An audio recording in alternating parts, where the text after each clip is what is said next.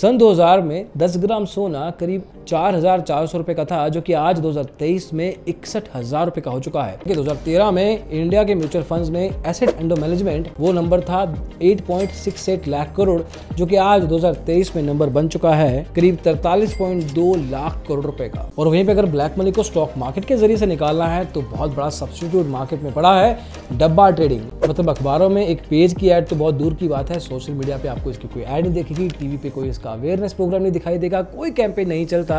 और यहीं पे एनएससी का अगर आप रेवेन्यू देखेंगे, इन्फ्लुएंसर जो स्टॉक मार्केट के बारे में बताते हैं वो सारे के सारे लोग डीमैट अकाउंट्स या इंटरेस्ट क्रिएट करते हैं, एटलीस्ट एक इंटेंट क्रिएट करते हैं, एटलीस्ट एक अवेयरनेस क्रिएट करते हैं, जो कि इवेंचुअली एनएससी के रेवेन्यू में कन्वर्ट होती है। पिछले कुछ सालों में सेबी की तरफ से ऐसा कोई बड़ा पनिशमेंट आया ही नहीं है जिसको एक एग्जाम्पल के तौर पर इस्तेमाल किया जा सके, ताकि एटलीस्ट मार्केट में डर तो बैठे। जब डर नहीं है तो दोस्तों, अमेरिका की पॉपुलेशन है करीब 33 करोड़ लोग, उसमें से 19.25 करोड़ लोग स्टॉक मार्केट में ट्रेडिंग या इन्वेस्टिंग करते हैं, मतलब 58% पार्टिसिपेशन। इंडिया में आ जाओ, यहाँ पे आपको 140 करोड़ की जनसंख्या तो मिल जाएगी, लेकिन डीमैट अकाउंट है करीब 3 करोड़ 8 लाख, 2.75% पार्टिसिपेशन। इतना कम लोग स्टॉक मार्केट में ट्रेडिंग क्यों करते हैं? मतलब इतनी कम पार्टिसिपेशन वाई? देखिए, क्या लोगों के पास पैसा नहीं है? क्या लोगों के पास वाइट पैसा नहीं है? क्या लोगों के पास इंटेलिजेंस नहीं है? ये सब कुछ है, लेकिन फिर भी जहाँ पे 2005 में इंडिया में करीब 60 लाख डीमैट अकाउंट थे, आज 18 साल बाद अभी तक वो 3 करोड़ ही पहुंचा है, जो कि बहुत बड़ा जंप नहीं है। लेकिन at the same time India में अगर आप इनके माइंडसेट की बात करेंगे, या सेबी के काम करने की शैली की बात करेंगे, या आप एजुकेशन की बात करेंगे, इंटरनेट पेनिट्रेशन की बात करेंगे, ऐसे बहुत सारे रीजंस हैं। इस पर्टिकुलर वीडियो में हमने रिसर्च के साथ इन रीजंस और इनके बियॉन्ड रीजंस के बारे में जांचने की कोशिश की है कि क्या है वो रीजंस कि स्टॉक मार्केट में इतनी पार्टिसिपेशन कम रखे हुए हैं, और आगे चल के फ्यूचर में ये बेटर कैसे हो सकता है। कुछ पोटेंशियल सोल्यूशन को भी जांचने की कोशिश की है। Let's get started.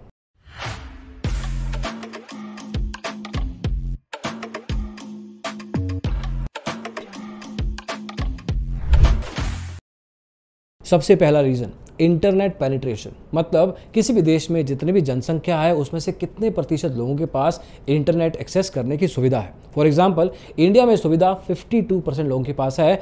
आधी पॉपुलेशन इंटरनेट का एक्सेस कर पा रही है, लेकिन आधी नहीं। और यहीं पे अगर हम यूके का एग्जांपल लें तो 97% लोगों के पास इंटरनेट एक्सेस है, और उसमें से 18% लोग स्टॉक मार्केट में ट्रेडिंग करते हैं। चाइना चले जाओगे तो 75% लोगों के पास इंटरनेट एक्सेस है, वहाँ पे 21% लोग स्टॉक मार्केट में ट्रेडिंग करते हैं। ऐसे और भी अच्छे एग्जाम्पल मिल जाएंगे, जैसे कि सिंगापुर, ऑस्ट्रेलिया। लेकिन वहीं पे अगर आप बांग्लादेश चले जाएंगे तो बांग्लादेश के 25% लोगों से भी कम के पास इंटरनेट एक्सेस है, और वहां पे स्टॉक मार्केट 0.11% लोग ही करते हैं।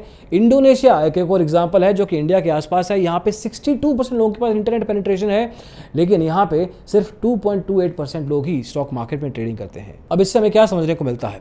इंटरनेट पेनिट्रेशन और स्टॉक मार्केट में पार्टिसिपेशन आपस में डायरेक्टली कोरिलेटेड है। मतलब जितना ज़्यादा इंटरनेट पेनिट्रेशन होगा उतना ही ज़्यादा चांस है उस देश में स्टॉक मार्केट को लेके पार्टिसिपेशन करने का, एटलीस्ट अवेयरनेस क्रिएट करने का। अब इस पॉइंट के ऊपर केरला के एक डेली न्यूज़पेपर ओम मनोरमा ने रिसर्च किया और देखा कि अलग अलग राज्य जो इंडिया में है उनमें कितने लोगों के पास इंटरनेट एक्सेस है, और कॉरस्पॉन्डिंगली वहाँ के कितने % लोगों के पास स्टॉक मार्केट में डीमैट अकाउंट है। फॉर एग्जाम्पल, बिहार की पॉपुलेशन है करीब 13 करोड़, उसमें से 37% लोगों के पास इंटरनेट एक्सेस है, और 13 करोड़ में से सिर्फ 37 लाख लोग ही हैं जिनके पास डीमैट अकाउंट है, मतलब सिर्फ 3%। और वहीं पे अगर आप गोवा चले जाएंगे तो वहाँ की पॉपुलेशन है करीब 16 लाख, 70% लोगों के पास इंटरनेट एक्सेस है, और वहाँ भी करीब 2.47 लाख लोगों के पास डीमैट अकाउंट, मतलब 15% पेनिट्रेशन। सिंपल भाषा में, इंडिया में जितना इंटरनेट पेनिट्रेशन बढ़ेगा उस हिसाब से डीमैट अकाउंट और स्टॉक मार्केट में पार्टिसिपेशन बढ़ने के भी चांसेस ज़्यादा हैं। Financial literacy.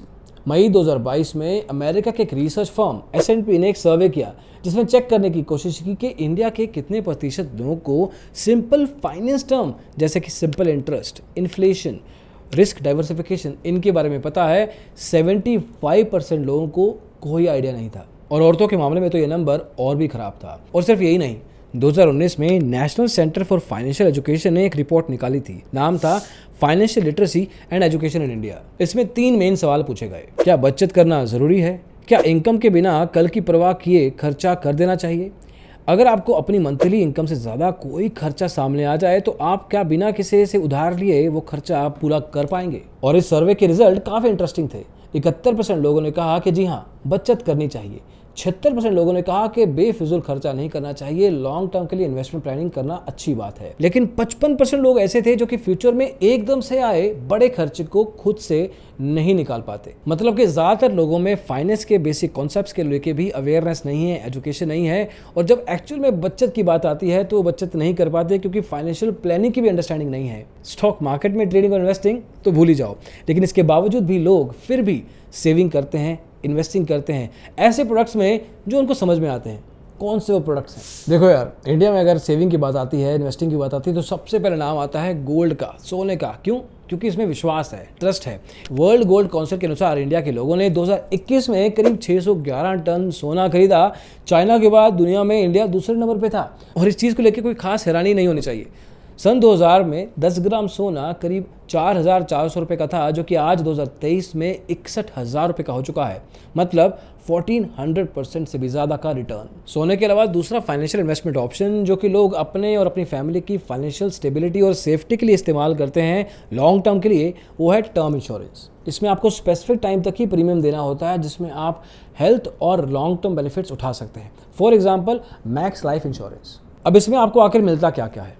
Comprehensive life cover, जो आपको अफोर्डेबल रेट 697 रुपये प्रति महीने के हिसाब से देना पड़ता है।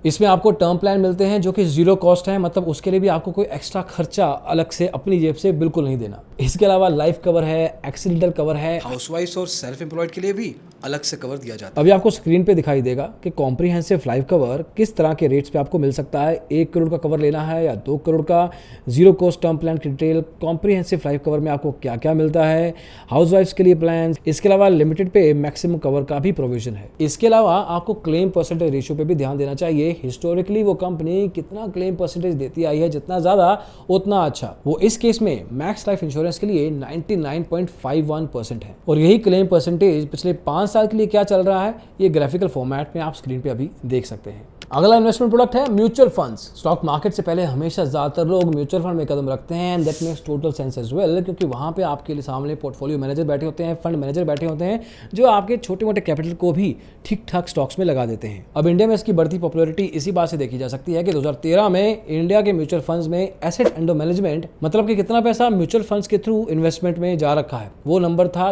8.68 लाख करोड़, जो कि आज 2023 में नंबर बन चुका है करीब 43.2 लाख करोड़ रुपए का। पिछले 10 साल में 5 गुना का जंप। फिर है प्रॉपर्टी। एक बार जॉन स्टुअर्ट मिल ने कहा था कि जो प्रॉपर्टी ओनर्स होते हैं, लैंडलॉर्ड्स होते हैं, वो ऐसे लोग हैं जो कि सोते हुए भी अमीर होते जाते हैं। इंडिया की रियल एस्टेट में 2005 से 2020 के बीच में करीब 11.2% का जंप देखा गया है, क्योंकि लोगों को चाहिए फिक्स रेंटल इनकम, और साथ में जो भी प्रॉपर्टी वो बाय करते हैं उसका खुद का भी वैल्यू इंक्रीमेंट होने के चांसेस होते हैं। अरे ministry of housing and urban affairs के अनुसार इंडिया का रियल एस्टेट इंडस्ट्री 2021 में करीब $200 बिलियन का था, जो कि 2030 में जाके करीब $1 ट्रिलियन का हो जाएगा। और यहीं पे अगर मैं स्टॉक मार्केट की बात करूँ तो इन्वेस्टमेंट के लिए या ट्रेडिंग के लिए जितना भी पैसा जाता है ना, वो सारा वाइट मनी होता है मेजरली। लेकिन सिर्फ वाइट पैसा थोड़ी होता है, ब्लैक मनी भी तो होता है, हर देश में होता है। इंडिया का ब्लैक मनी अगर इन्वेस्टमेंट में जाना हो तो कहाँ जाएगा? देखिए, सरकार ने प्रावधान बना रखा है कि 2 लाख के नीचे का जितना भी गोल्ड आप खरीदते हैं उसमें आपको पैन कार्ड देने की जरूरत नहीं है, मतलब वो पैसा आपके साथ लिंक नहीं होगा। और वहीं पे अगर आपको रियल एस्टेट में इन्वेस्ट करना है तो आप इंडिया के किसी भी राज्य में, किसी भी शहर, किसी गाँव में भी चले जाइए, वहाँ पे 30 से 40% कैश ब्लैक मनी के फॉर्मेट में होगा। मतलब इन्वेस्टमेंट में आपको एक्चुअल में वाइट 60% ही देना होता है। और वहीं पे अगर ब्लैक मनी को स्टॉक मार्केट के जरिए से निकालना है तो बहुत बड़ा सब्स्टिट्यूट मार्केट में पड़ा है डब्बा ट्रेडिंग। उसका रोज का टर्नओवर करीब 50,000 करोड़ का है। गुजरात के ज़्यादातर शहरों में आपको मिल जाएगा, महाराष्ट्र में मिल जाएगा, मध्य प्रदेश में मिल जाएगा। डब्बा ट्रेडिंग का डेली टर्नओवर 50,000 करोड़ से ज़्यादा है, जो कि ऑलमोस्ट NSE के नंबर को टच करता है। अब अगर ये सब होगा तो इंडिया का स्टॉक मार्केट जो बिल्कुल वाइट मनी पे चलता है, कहाँ पे उसका पेनिट्रेशन बढ़ पाएगा? अगला पॉइंट है मार्केटिंग। देखो दोस्त, किसी भी बिजनेस को चलाना हो उसके लिए आपको बिजनेस के बारे में, प्रोडक्ट के बारे में, सर्विस के बारे में बताना मैंडेटरी है। अच्छी बात नहीं है, ज़रूरी है। अब देखिए, स्टॉक मार्केट एक फाइनेंशियल प्रोडक्ट है, वैसे ही गोल्ड है, वैसे ही रियल एस्टेट है। लेकिन स्टॉक मार्केट की मार्केटिंग जो कि ज़्यादातर सेबी या एक्सचेंज, जिसमें NSE मेजर लेवल का पार्टिसिपेंट है, उसके पल्ले आनी चाहिए। ऐसी कोई मार्केटिंग ना कभी देखी ना कभी सुनी जहाँ पे कहा जा रहा है कि स्टॉक मार्केट सेफ है, सुरक्षित है, गैम्बलिंग नहीं है, आपको फ्रॉड और स्कैम से बच के रहना चाहिए। NSE ये बहुत अच्छे तरीके से कर सकता है, लेकिन आज की तारीख में सिर्फ वेबिनार्स और कुछ ईमेल्स के अलावा कुछ ऐसा मार्केटिंग नहीं दिख रहा जो कि एनएससी ने अपने आप से एक्टिवली किया हो। मतलब अखबारों में एक पेज की ऐड तो बहुत दूर की बात है, सोशल मीडिया पे आपको इसकी कोई ऐड नहीं दिखेगी, टीवी पे कोई इसका अवेयरनेस प्रोग्राम नहीं दिखाई देगा, कोई कैंपेन नहीं चलता। और यहीं पे एनएससी का अगर आप रेवेन्यू देखेंगे तो साल 2022-23 में करीब 11,856 करोड़ रुपए कमाए और उसमें से 7,356 करोड़ रुपए सारे खर्चे टैक्स निकाल देने के बाद खुला एज नेट प्रॉफिट आता है। अब अगर कोई हाई ग्रोथ इंटेंट वाला बिजनेस होगा ना तो वो पैसा री इन्वेस्ट करेगा, मार्केटिंग करेगा, अपने ऑपरेशंस को और स्मूथ करेगा, टेक का प्लान इंप्रूव करेगा। लेकिन अगर हम सिर्फ मार्केटिंग की बात करें तो एनएससी की तरफ से वो पैसा 7,356 करोड़ रुपए से कोई भी पैसा नॉट सो मच मार्केटिंग में नहीं जा रहा है। इनफैक्ट एनएससी का बहुत बड़ा रेवेन्यू का चंक ब्रोकर्स अपनी जेब से मार्केटिंग के खर्चे के रूप में करते हैं। इन्फ्लुएंसर जो स्टॉक मार्केट के बारे में बताते हैं, यूट्यूब, इंस्टाग्राम, ट्विटर, लिंक्डइन, कोई भी सोशल मीडिया प्लेटफॉर्म पे जाके बताते हैं, वो सारे के सारे लोग डीमैट अकाउंट्स या इंटरेस्ट क्रिएट करते हैं, एटलीस्ट एक इंटेंट क्रिएट करते हैं, एटलीस्ट एक अवेयरनेस क्रिएट करते हैं, जो कि इवेंचुअली एनएससी के रेवेन्यू में कन्वर्ट होती है। एनएससी को वो पैसा फाइनली मिलता है क्योंकि सारी की सारी कंपनी तो एनएससी पे लिस्टेड है। फाइनली एक डीमैट अकाउंट एंड अप कहाँ होगा? एनएससी में जो कंपनी लिस्टेड है उसमें ट्रेड करके, और उसका ट्रांजैक्शन चार्ज एनएससी के पास पहुंचता है। लेकिन उस ट्रांजैक्शन चार्ज का 0.001% भी वापस उस नए ट्रेडर के पास उसको मार्केट करने के लिए, उसको विश्वास देने के लिए, उनको कॉन्फिडेंट करने के लिए नहीं पहुंचता। और फाइनली अगर एनएससी ये बात बताता है तो लोगों का माइंडसेट भी चेंज होता है। देखिए, कोई भी ब्रोकर अगर बात करता है, कोई भी इन्फ्लुएंसर बात करता है या कोई और बात करता है तो उस केस में एक हिडन इंटरेस्ट शायद सामने आता है। लेकिन अगर एनएससी कहता है, जो कि एक नेशनल स्टॉक एक्सचेंज बात कर रहा है, तो उस केस में लोगों का माइंडसेट जो समझता है कि गैम्बलिंग है, छोटे गांव शहरों में तो बेसिक अवेयरनेस भी नहीं है, तो उस केस में लोगों का माइंडसेट भी चेंज होगा, जो कि एज ऑफ नाउ एक बहुत बड़ा फैक्टर अपने आप में ही है। Final point, SEBI.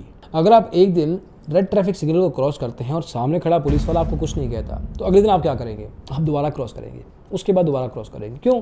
क्योंकि पुलिस वाला होने के बावजूद वहाँ पे कोई एक्शन नहीं लिया जा रहा। यहाँ पे सेबी के केस में एक्शन लिए जा रहे हैं, लेकिन स्टॉक मार्केट में जितने भी रॉन्ग डूइंग्स होते हैं, जितने भी गलत काम होते हैं, उन पे कोई स्ट्रिक्ट पेनल्टी नहीं है। इनफैक्ट सेबी का एक सेटलमेंट रूल है जो कि 2003 में लाया गया था और 2018 में उसको अमेंड किया गया, जिसका कहना है कि अगर आपने कुछ रॉन्ग डूइंग किया है, आप एक्सेप्ट या रिजेक्ट किए बिना सेटलमेंट कर सकते हैं, कुछ पैसा दे सकते हैं पेनल्टी के तौर पे, और उस केस को रफा दफा कर दिया जाएगा। अब इस सेटलमेंट रूल को सैकड़ों लोग इस्तेमाल कर चुके हैं, चाहे वो राकेश झुंझुनवाला जी का नाम हो एप्टेक केस में, किरण मजूमदार शो जी का नाम हो इन्फोसिस के केस में, या हो गोयंका जी के केस में, जो कि बहुत रीसेंट है। पिछले कुछ सालों में सेबी की तरफ से ऐसा कोई बड़ा पनिशमेंट आया ही नहीं है जिसको एक एग्जाम्पल के तौर पे इस्तेमाल किया जा सके, ताकि एटलीस्ट मार्केट में डर तो बैठे।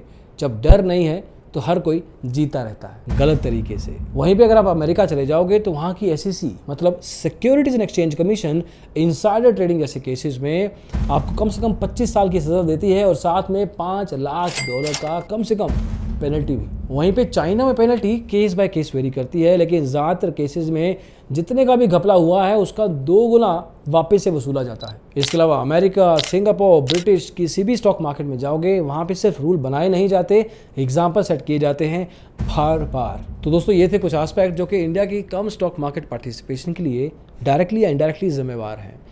अब इसमें सेबी, एनएससी, ब्रोकर्स, ये सबका तो रिस्पॉन्सिबिलिटी बनता है, लेकिन एट द सेम टाइम सरकार इंटरनेट पेनिट्रेशन के थ्रू, एजुकेशन के थ्रू, अवेयरनेस के थ्रू छोटे शहरों, छोटे गांवों में जाके किस तरह से एटलीस्ट बता सकती है कि स्टॉक मार्केट में आइए, कुछ गलत नहीं हो रहा। आपको क्या लगता है और क्या क्या चीज़ें ज़रूरी हैं, क्या क्या चीज़ों की गलती है जिसके कारण इंडिया की स्टॉक मार्केट इतना पीछे है और आगे जाने के लिए इतना कुछ है? कैसे जाएंगे आगे? कमेंट्स में ज़रूर बताइएगा। और हाँ, इसके अलावा अगर आप मैक्स लाइफ इंश्योरेंस के बारे में जानना चाहते हैं तो पिन कमेंट के साथ आपको डिस्क्रिप्शन में भी इसका एक लिंक मिल जाएगा। You can click on that, खुद से चेक कीजिए, वेरीफाई कीजिए, and then whatever you decide you may go ahead. अभी के लिए इतना ही। और डिजिटल ब्लॉगर में ऐसे ही वीडियोस को देखने के लिए उसको सब्सक्राइब जरूर करना। Bye bye.